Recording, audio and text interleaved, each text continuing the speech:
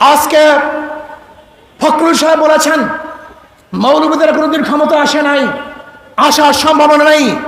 আমি ফখরুল সাহেবকে বলবো, আপনি মৌলবী হিসাবে মৌলবাদী বলে কাকে মিন করতে চান? কে মৌলবাদী? হিন্দু মৌলবাদী, খ্রিস্টান মৌলবাদী, বৌদ্ধ মৌলবাদী, না মুসলিম মৌলবাদী?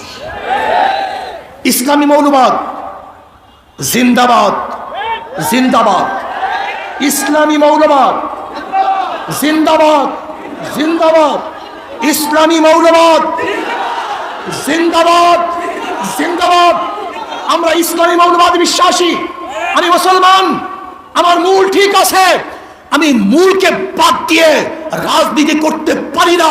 92% মুসলমানদের দেশে ইসলামী মূল্যবোধকে বাদ দিয়ে, ইসলামী মূল্যবোধকে বাদ দিয়ে কেউ কোনোদিন রাজনীতি করতে পারে নাই, পারবে না ইনশাআল্লাহ। কাজী আপনি যে স্বপ্ন দেখেছেন মৌলবাদীরা ক্ষমতা আসবে না, আসে নাই, সম্ভাবনা নাই। আর আমি উল্টো দেখছি, ইনশাআল্লাহ আগামী বাংলাদেশ ইসলামী মৌলবাদীদের বাংলাদেশ, আগামী বাংলাদেশ কোরআন ও সুন্নাহর বাংলাদেশ, আগামী বাংলাদেশ এদেশের স্বাধীনতাবাদী মানুষের বাংলাদেশ, আগামী বাংলাদেশ ধর্মীয় ব্যক্তিত্ব বাংলাদেশ, আগামী বাংলাদেশ সাম্য, মানবিক মর্যাদা এবং ন্যায় বিচার প্রতিষ্ঠিত বাংলাদেশ।